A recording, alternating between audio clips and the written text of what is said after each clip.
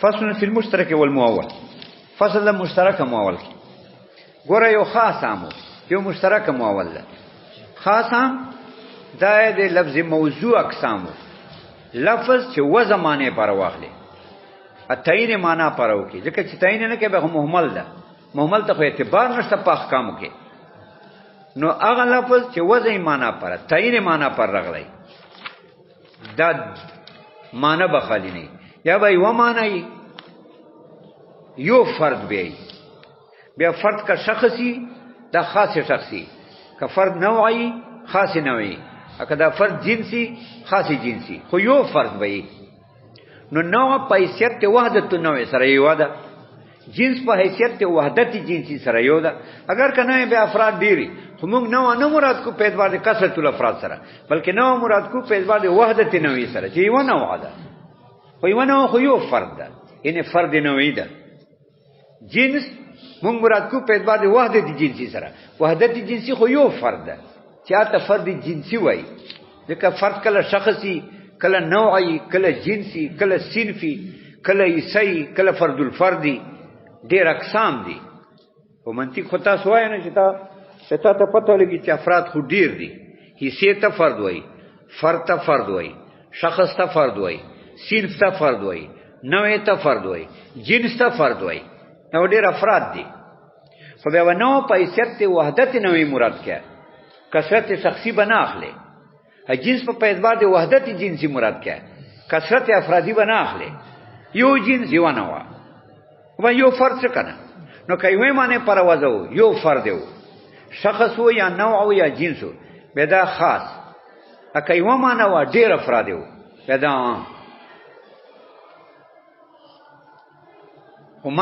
عام کې خو یو معنی خو با افراد ډیری لکه مسلمون مشرکون معنا خو یو ده خو افراد ډیر دي دا عام شو.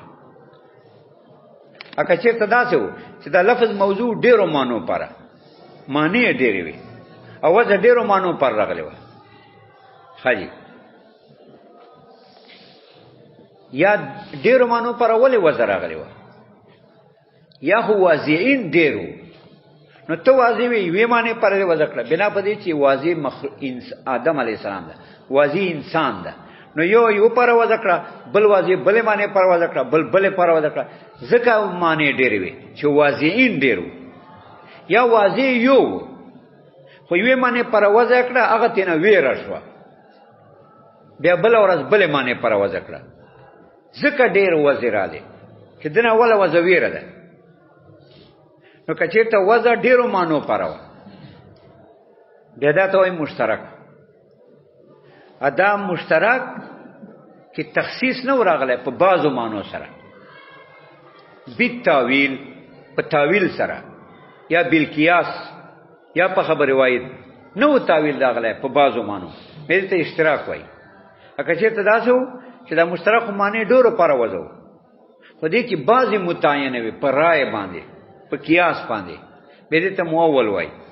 مؤول تاویل نه ده تاویل اول نه ده اول رجوع ته وای عدالت رجوع علی بعضو مانو ته ځکه ورته مؤول وای.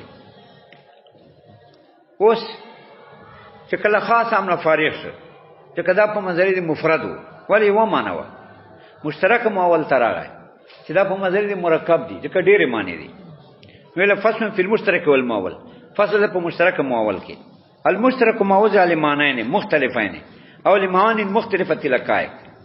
مشترک ما هغه لفظ ده وضع دې ته اشاره کوي چې مشترک مؤول د اقسام د لفظ موجودی لمعنیین دو معنو پر وځي مختلفین چې دواړه مختلفي په حقیقت کې او لمعانی مختلفه لقائق یا ډیرو معنو پر وځي چې مختلف لقائق کې.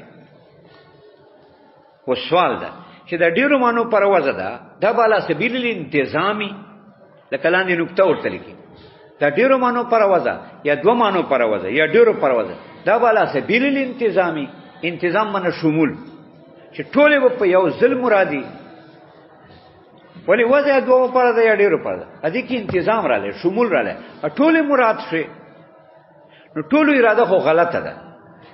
ویلا لازم چې عموم د مشترک وتالي باطل عموم د مشترک چاته وای دې ته وایي چې څومره مانو پرده وځي ټول مراد کې به دې ته عموم د مشترک وایي. عموم د مشترک باطل ده. ولې باطل ده؟ ځکه دا خو مختلفې معنی دي. اته مشترک ټولو ته شامله. نو په یو آن کې با توجه دې ذهن راشي حقایق مختلفه ہوتا و تالی باطلون. ایوان کې خو ذهن توجه نشي کوي چې دوه درې معنی مختلفې. اته یو ټکی په خلی وباسي په یو سکند کې بیا درې وانه مانو ته توجه په یو سکند کې کیا دا کې دای نشي. توجه دې ذهن په ایوان کې ډیر امور ته محاله ده. دیو چې عموم په مشترک کې جایز نه ده. نه لاندې دا نقطه ورته لګي لا علی سبیل الانتظام. ډیرو مانو پرودي یا دو پرودي خو انتظام نه پکې. او لمانین مختلفتین یا دوی یا ډیری بیا ډیری معنی عام دي. کله جواهری کله اعراضی. کله هو جواهری لکه جاریه مثلا لکه عین یا جاریه. جاریه چې دا امیته وای مینځ ته وای سفینه ته کشته ته وای اینه دې ټول ته وای. یا لکه عین جاریه ته وای کشته ته وای. خجی تاسو مختلفی معنی دي. او کله کله مشترکی جوهر نه لري اعراضی. اینه معنی ډیری اعراض دا هم مشترک ده. امانی حقایق مختلفی خو جواهر نه اعراضی. لکه رای اینه سیراب کولو ته وای اتند ته وای.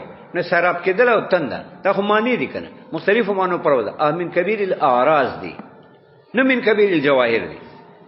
دا ګوره دا ویل مختلفین او لمعان مختلفتین یا وضع الفاظ حقائق مختلفو مختلفت الحقائق معنی بھی ډېر معنی ونه مراد مقاصد خو مختلف حقائق.